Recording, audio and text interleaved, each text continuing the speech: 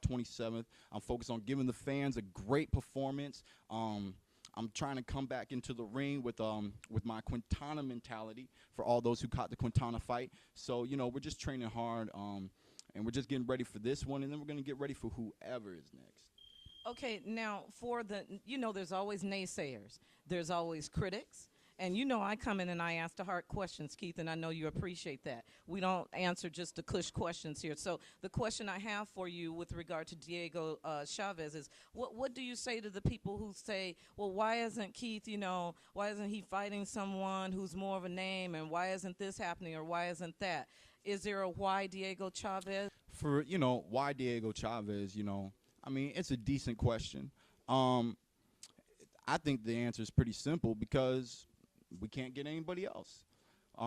That's one of the main reasons. The second reason is, even though you might not know of Diego Chaves is 22-0 with 18 knockouts, 27 years old. He's moving along great in his career. 27 is prime numbers for fighters. And he wants to make a name for himself in the U.S. He's ranked #1 by the WBA. And that's the main reason why this fight is happening. Right now, we cannot get the names that we're wanting, so we are going after the #1 position fighters. My last fight, Zavik was ranked #1 in the WBO, and now we're moving over to the #1 rank in the WBA. And he's an undefeated fighter. It's a great fight. He has tremendous power, just like myself. He's young. They can't say that I'm fighting anybody old. And this fight's a great fight, regardless of if you know Chaves or not. This is it's really great matchmaking, and I'm looking forward to this brawl. Talk about what a better fighter the Zavik fight made of you, having to go the distance of 12 rounds. I know we talked about it before. Everybody wanted to see one time, knock it out the box. 4 rounds, collect the check, go home. But you had to work for that. You worked 12 rounds. I feel like watching that fight, you became a better fighter right before me. You have young skills. You have a lot of room to grow. What was your assessment of what came out of that fight for you? It was just really nice to be a witnesser of me going 12 rounds in the spotlight. We put in the work in the gym. We don't show up and only train for half a day and then go home.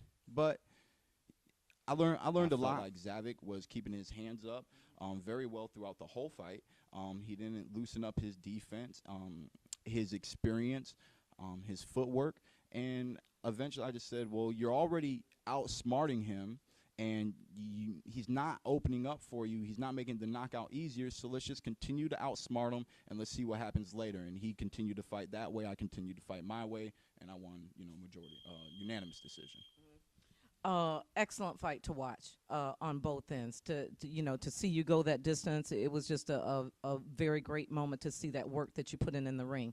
Now, real quick, I just want to switch over a little, switch gears a little bit. First, let's talk about, you're going to be on the Berto card. So your boy's going to be back in the ring. So what are you thinking about Berto jumping back in there now?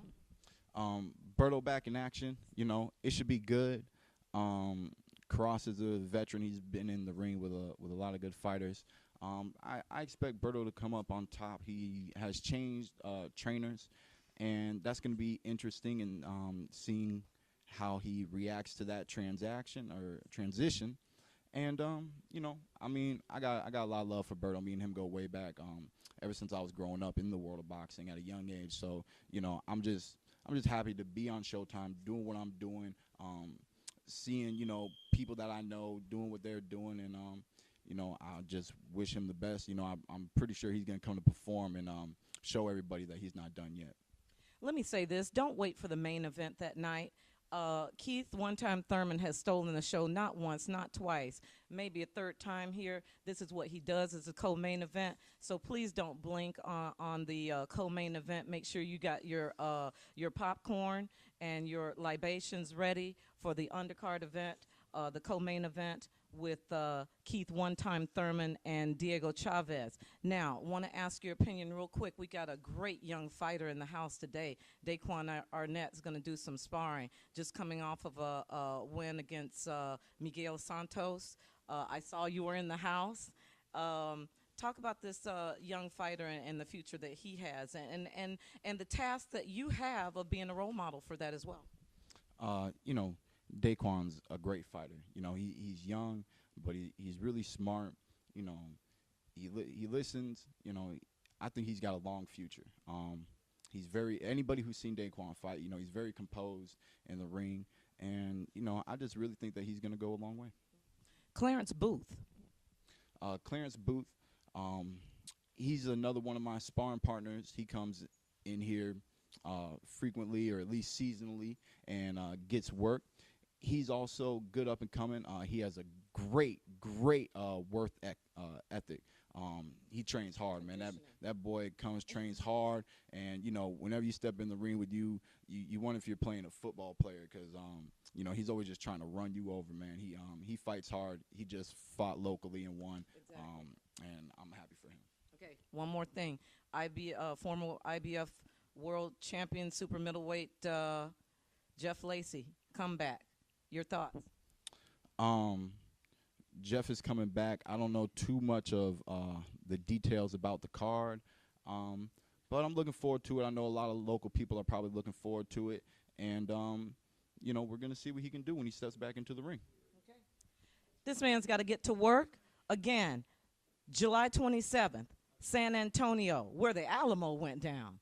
Wow, you're going back to some historical ground at the Alamo. Watch for this man, Keith. One time. Thurman against Diego Chaves. Berto on the main card. This is Sonee's Florida Sports Report. One time. One time. Is he up? We up. We awake, baby. We awake. We feel good. Yeah. Just getting ready for July. You know the routine.